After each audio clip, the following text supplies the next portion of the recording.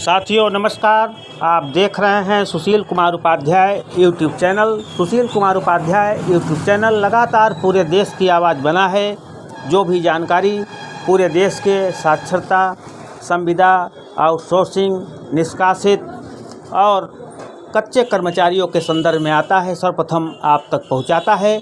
तो साथियों, आज की विशेष रिपोर्ट छत्तीसगढ़ राज्य से हम आप तक पहुंचाएंगे, जहां पर छत्तीसगढ़ के राज्य प्रधान संदीप द्विवेदी ने एटीवी कार्यक्रम में किस तरह से सरकार को लताड़ा है, अपने रोज़गार की बात की है, कर्मचारियों की बात की है, आउटसोर्सिंग की बात की है, संविदा की बात की है कि सरकार बड़ी बड़ी बात करती है, लेकिन जिस तरह से पूरे देश में लगातार बेरोज़गार इस समय परेशान हैं, लोगों के पास काम नहीं है, लोग टाइम पास के लिए पबजी और लूडो जैसे गेम को खेल रहे हैं।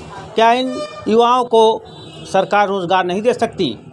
आज हमारा देश भारतवर्ष पूरे विश्व में सबसे ज़्यादा जनसंख्या वाला देश है और यहाँ पे सबसे ज़्यादा युवा भी रहते हैं।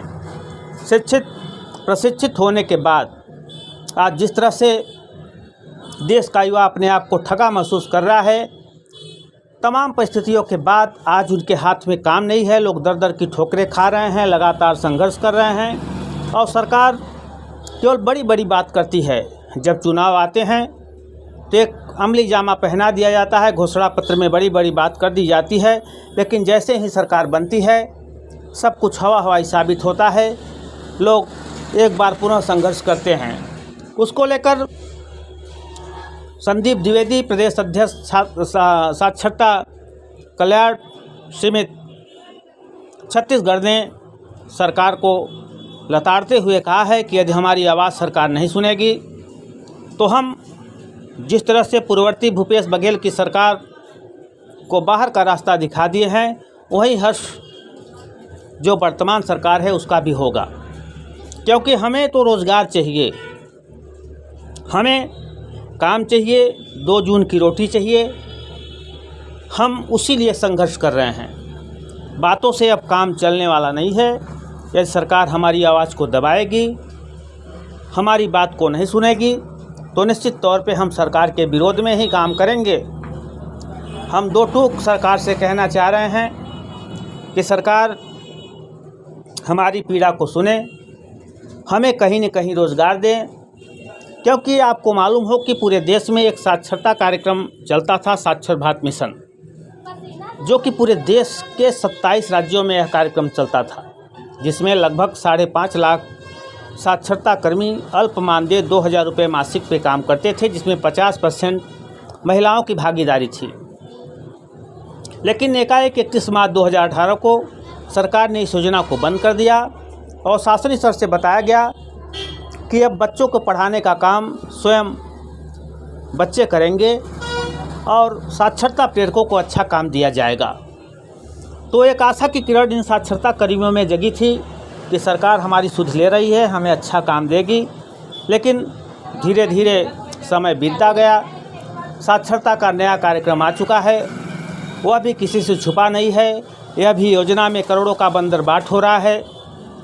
तमाम प्रांतों की खबर है जहां पर साक्षरता के नाम पर लोगों को ठगा जा रहा है, फर्जी प्रमाण पत्र दिया जा रहा है, घरों पे लेखन किया जा रहा है कि हर लोग साक्षर हो गए हैं। लेकिन ज़मीनी हकीकत आप देखेंगे तो स्वयं पता लग जाएगा। ये बात हम नहीं कह रहे हैं, ये बात प्रिंट मीडिया, सोशल मीडिया और तमाम बड़े टीवी चैनलों पर आप देखेंगे।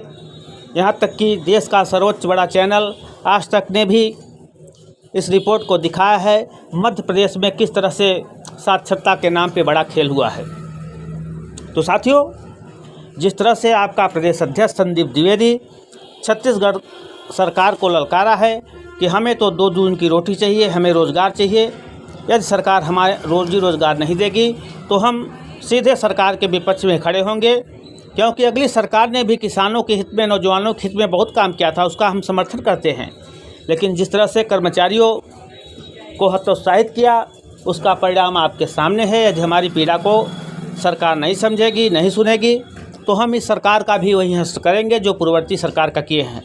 देखिए पूरी रिपोर्ट किस तरह से प्रदेश अध्यक्ष संदीप द्विवेदी द्वारा इन तमाम नेताओं को अल्टीमेटम दिया जाए। पूरी रिपोर्ट देखें और कमेंट के माध्यम से साथियों अपनी राय देखें। पूरी रिपोर्ट हर बार सुशील कुमार उपाध्याय यूट्यूब चैनल के साथ। इनका घोषणा पत्र कर्मचारियों के लिए, युवाओं के लिए, बेरोजगारों के लिए ढपोसला पत्र होता है।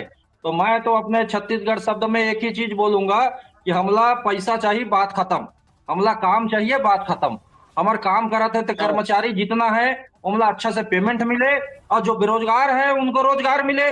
क्योंकि सरकार अगर रोजगार ही नहीं दे पाई, युवा देश भारत है, बताइए सबसे ज्यादा युवा विश्व में हमारे भारत में है, और हमारे युवा कर क्या रहे हैं? कोई पबजी खेल रहा है, कोई वीडियो गेम कर रहा है, कोई लूडो खेल रहा है, कोई काम ही नहीं है उनके पास में। अगर कोई काम करना है तो इतने नियम शर्त है कि वो तो प्राइवेट काम कर नहीं पा रहे। अच्छा, कोई ठेकेदारी बनना चाह रहे, कोई कुछ बने, तो आधा तो नेता के बच्चे बने बैठे हैं वहां पे, पूरे लाइसेंस उनके, वो पूरा टेंडर उनके, पूरे अधिकारी उनके।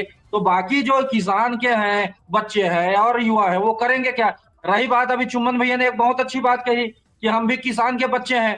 ठीक है, किसानों को आपने दिया, किसानों को आपने जितना दिया उससे ज्यादा देने वाला पिछला जो सरकार था उसने किया, इसको नहीं जुटलाया जा सकता। भूपेश बघेल ने बहुत कुछ किया है किसानों के लिए, किसान उनके साथ में भी खड़े थे। अगर उनके साथ कोई नहीं खड़ा था तो यही जो यहाँ पे जुड़े हुए हैं, यही कर्मचारी नेता नहीं थे और कर्मचारी नहीं था। इसी का खामियाजा पुराना सरकार भोगा है, क्योंकि हम लोग अच्छी तरीके, सरकार वाहवाही लूट ले अपना। आज तक सरकार ने वो धन्यवाद नहीं दिया किसी कर्मचारी नेता को बुला के, कोई सम्मान कार्यक्रम में नहीं बुलाया। लेकिन सरकार को याद होना चाहिए, सच्चाई सच्चाई है। सरकार को याद होना चाहिए कि यही जो चेहरे दिख रहे हैं और जो पर्दे के पीछे और जो कर्मचारी हमारे नेता है, उन्होंने लिख लिख के वादा किया था कि इस बार हम तुमको बदलेंगे, और उन्होंने बदल के दिखा दिया। और जो आए हैं, अगर वादा नहीं पूरा करेंगे फिर मत लिख जाए। मैं तो यही चाह रहा हूं कि कर दे, क्योंकि अभी टाइम है। कर्मचारी काफी नाराज है, सरकार तक की अगर मेरी बात पहुंच रही है तो मैं यही बोलूंगा, मैं किसी सरकार का बुराई नहीं कर रहा, मैं बीजेपी का, कांग्रेस का या अन्य सरकार किसी की बुराई नहीं कर रहा। हो सकता है उनकी नीति हो, हमारे कर्मचारियों का नीति है कि जो हमारा नहीं करेगा भैया हम उसको काहे वोट दे।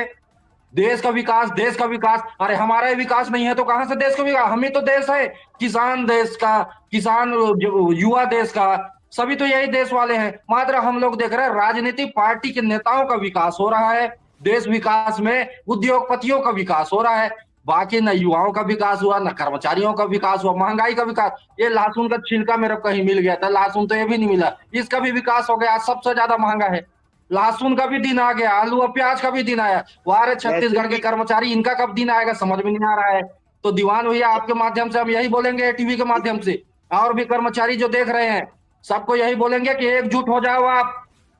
पिछला सरकार नहीं दिया, ये भी नहीं दिएगा, पूरा जिंदगी लड़ेंगे क्या हम लोग? तो पूरा जिंदगी हमारे पास टाइम नहीं है भैया। हमको जो देगा उसको हम हाथ जोड़ेंगे, नहीं देगा उसको मुक्का मारेंगे, खत्म कहानी है। जी नीलू दीदी कुछ बोल